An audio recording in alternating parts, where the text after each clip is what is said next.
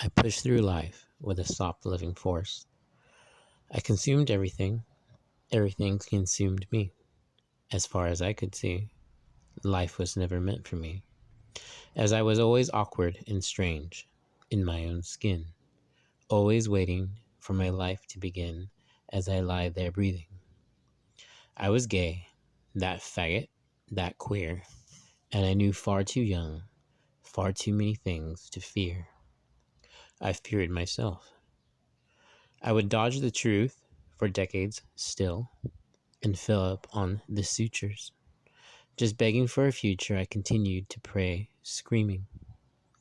I was angry, tangy, that hatred would taste on my tongue, the hate that I was feeding on, falling into drugs to cope, my only hope for happiness, my dear, dear, dear, dear God. Is that how you start a letter? So I wrote him back in this time. Dear God, I have something for you to fix that is broken beyond repair. And as a child, I was taught how to come to you in prayer. I wasn't made the same, no matter how much they say the opposite. I was the opposite of what was wanted, God. But as a child, I can tell you, I was smart, I was talented, I could have been something. But I wanted it all too fast, and I always chose the wrong things, things like love and respect, to family to accept me. I did not fathom it possible to stumble and forget thee. Trying to fill that void, I destroyed my own existence. But I offered you my life in order for you to fix this. So I toiled, I waited, but I craved the control, and I tried to improve all the mistakes, my life on my own. I know that you are working. I knew that you were working.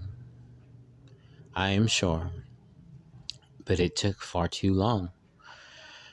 So I had bent all the rules, and I knew that it's wrong. I'm just trying to make a better life. Can't you see that I try?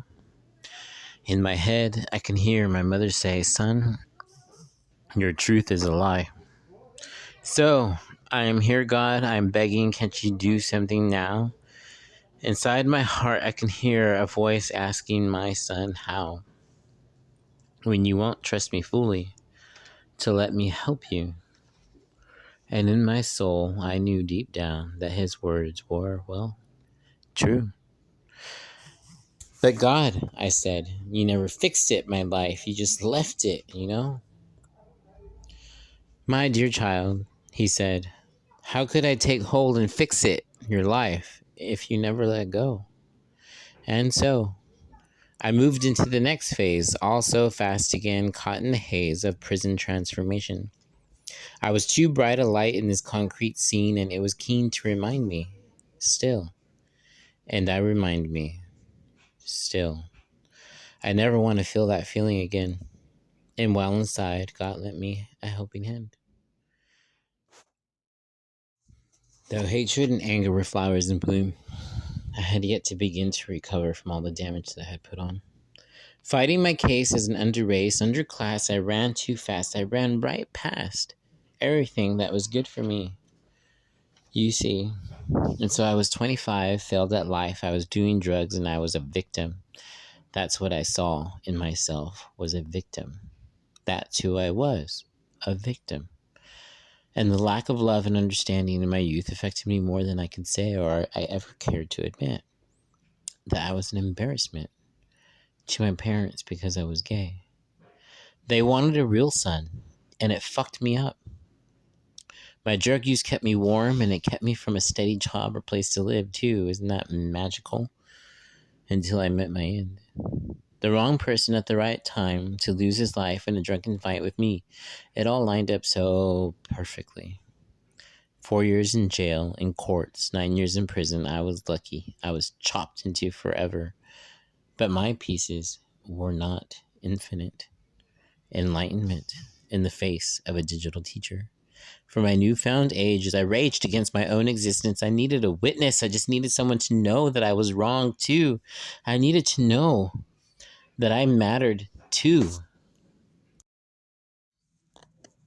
I held on to those notions for years until I finally took responsibility for my own crimes.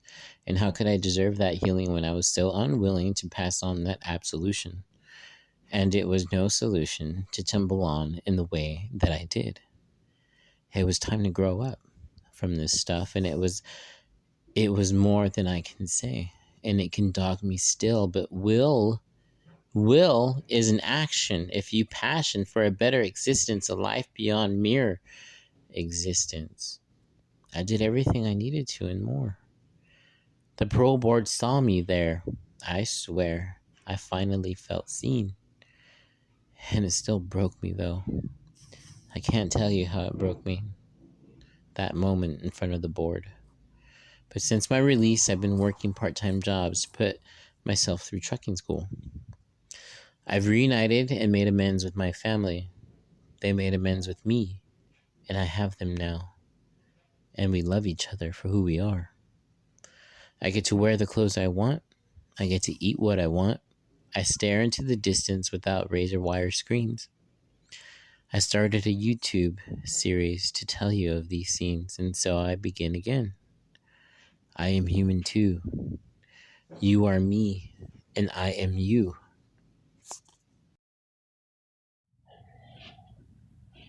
I am holding on to a series of dreams. The first one is that of an awkward child.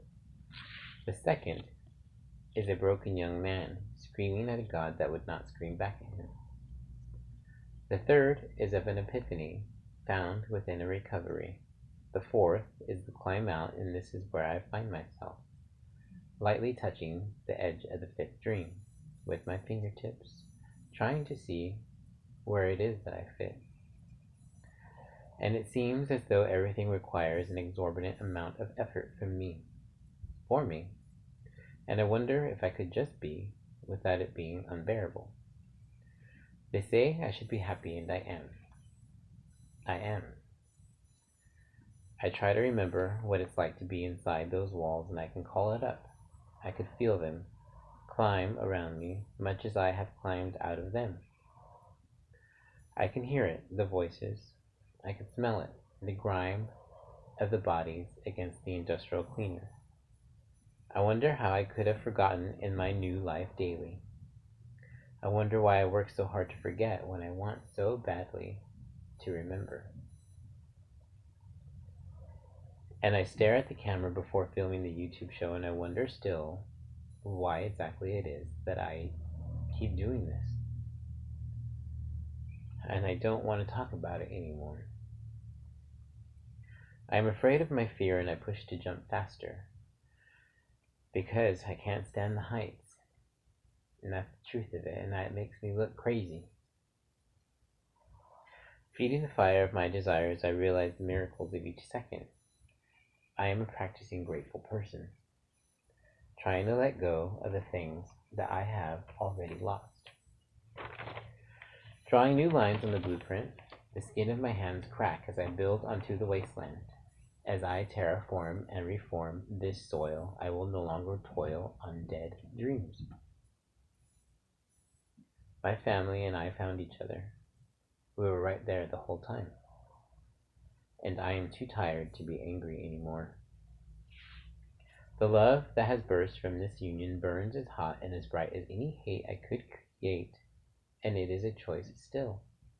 I feel that we understand each other now. I allow myself to be quiet. Still, I feel the sound of our hearts beat. I find it comforting as the sound repeats.